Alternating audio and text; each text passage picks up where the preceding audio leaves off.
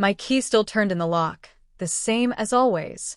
What waited on the other side of that door was not the same at all. "Can I help you?"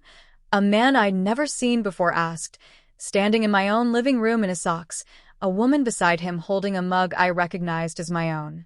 "This is my house," I said. "Where's my husband?" The man's face went from confused to something closer to alarmed. "This is our house," he said. "We closed on it 4 days ago." I stood in my own doorway, suitcase still in hand from a work trip I'd only just gotten back from, and understood, slowly, that whatever had happened in the last 4 days, my husband Todd was nowhere near this house, and nowhere near an explanation. Welcome to Revenge Stories Narrated, where family betrayal meets inevitable justice, and karma always collects its debt. My name is Christina Boyd. I'm 36. Todd and I had been married for 9 years, and we bought this house together 6 years ago. Both our names on the deed, both our signatures on the mortgage. I worked as a regional account manager, which meant frequent short trips, usually 3 or 4 days at a time, a schedule that had never once caused a problem before that particular week. We'd built a good life in that house, or at least I believed we had, hosting Thanksgiving there 3 years running, painting the nursery a soft green 2 years earlier, when we started talking about starting a family, plans that had quietly stalled without either of us ever saying why out loud. I didn't know, boarding my flight home that Thursday, that Todd had spent the last several months quietly planning to sell the house out from under me, using my own travel schedule as cover for a deal he never intended for me to know about until it was already done. It started small enough that I never noticed the pattern. About 4 months earlier, Todd mentioned, casually, that he'd been thinking about downsizing eventually, something I chalked up to typical conversation about the future, not an actual plan already in motion. 2 months after that, he started taking more calls in the garage, door shut, telling me they were work stuff when I asked.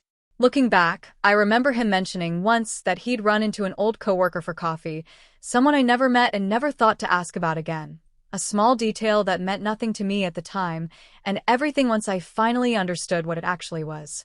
I lost real ground during those months, without understanding why. I noticed Todd growing distant during dinner, checking his phone constantly, snapping at small things that never used to bother him. I chalked it up to stress at his job, since he'd mentioned a difficult project more than once. I had no idea the difficult project was arranging to sell our shared home behind my back. Even our neighbor, an older woman named Carol who'd lived next door since before we moved in, mentioned once, in passing, that she'd seen a moving truck idling outside our house one afternoon while I was traveling, though at the time she assumed we'd simply ordered new furniture. The couple standing in my living room, Brian and Lisa Cooper, were just as confused as I was. They'd worked with a real estate agent Todd had personally selected, closed on the house through what looked, on paper, like a completely normal sale, and had no idea the seller's wife had never signed a single document. "We have full closing paperwork," Brian said, pulling out a folder from the kitchen counter. Our kitchen counter. "Everything's in order. Signatures, notarization, all of it." I looked at the signature on the page he showed me. It was close. It was not mine. Lisa, standing beside him, added quietly, "We even met him in person twice at showings. He seemed completely normal. He talked about you, actually said you were traveling a lot for work and wanted a fresh start somewhere smaller once the kids were grown." We didn't have kids. Todd had built an entire fictional life to explain why he was selling a house I never agreed to sell. If you've ever come home to find your own life rearranged without your knowledge or consent, tell me in the comments, because I want to know I'm not the only one who's lived through that. I called Todd's phone 11 times standing in that driveway. It went straight to voicemail every time. I called his sister, his best friend, even his old college roommate, and no one had heard from him in over a week.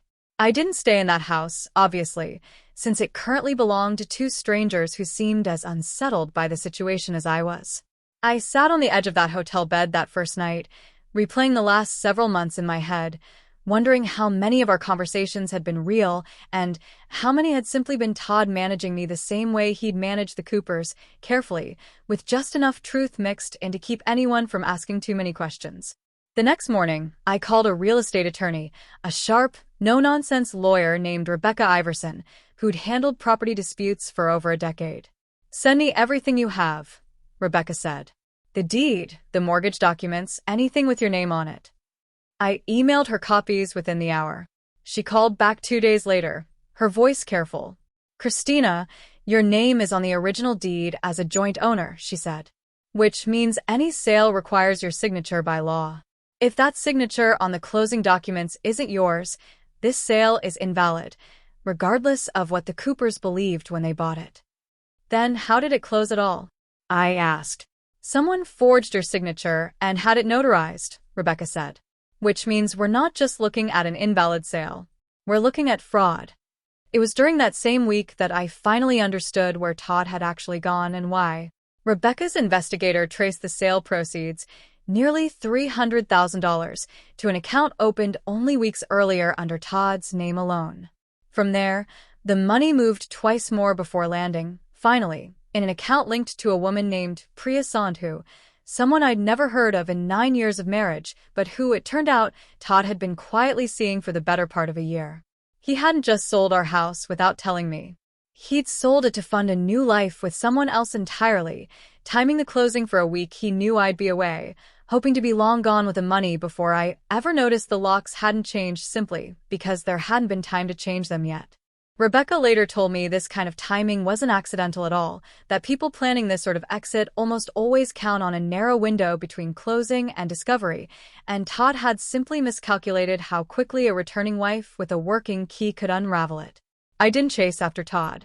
I let Rebecca handle the legal side while I focused on something steadier, staying with my sister for the 2 weeks it took to sort everything out, trying to sleep through nights that felt strange and unmoored in a guest bedroom instead of my own home. Rebecca filed to void the sale within the first week, citing the forged signature and clear evidence of fraud. The title insurance company, once shown the forensic handwriting analysis Rebecca commissioned, agreed the sale couldn't stand and moved to reimburse the Coopers in full for the amount they'd paid, since they themselves had been genuine, unknowing buyers in the whole arrangement. Brian and Lisa were, understandably, furious, though not at me once they understood what had actually happened. We trusted the paperwork, Lisa told me, standing in what was, once again, officially my kitchen.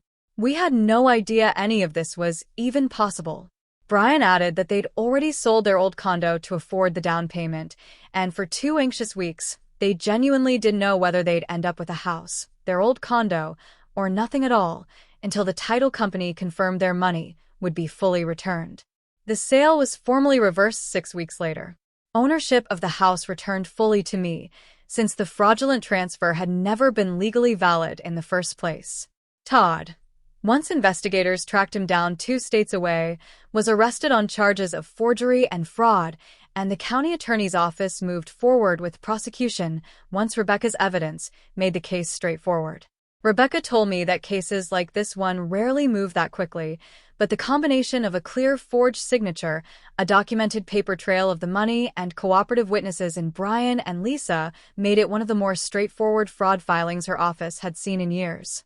The same scheme Todd built to quietly take the house and disappear with the money ended up trapping him instead, since forging a signature to sell property you don't fully own is not a mistake a court forgives easily, and the money he'd already spent starting a new life with Priya became restitution he now owes, slowly, from whatever job he can find with a fraud conviction attached to his name.